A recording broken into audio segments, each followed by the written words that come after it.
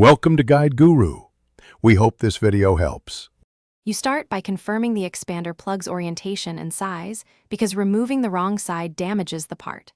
Apply penetrating oil to the seam and let it soak 5 to 10 minutes. This breaks corrosion bonds. Use safety glasses and clamp the workpiece so it won't spin. Next, score the plug edge lightly with a pick to create a grip point, then position pliers on that score. Once done, prepare to apply steady, even force. Don't jerk the plug. You want controlled extraction. You now focus on extraction. Tap around the plug edge with a small hammer in a clockwise then counterclockwise pattern to break remaining adhesion. If the plug resists, use locking pliers or a dedicated internal extractor. Clamp firmly and pull straight out while rotating a few degrees back and forth. Applying gradual, steady pressure prevents collapsing the expander.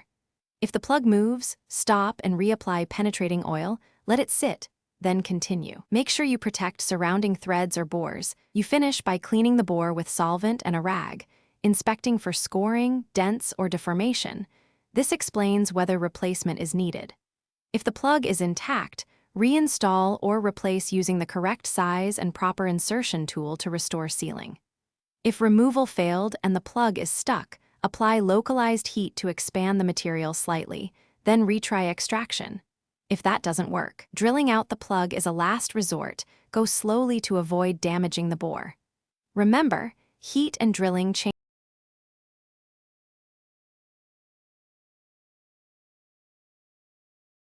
Thanks for watching. Consider subscribing if we helped you today.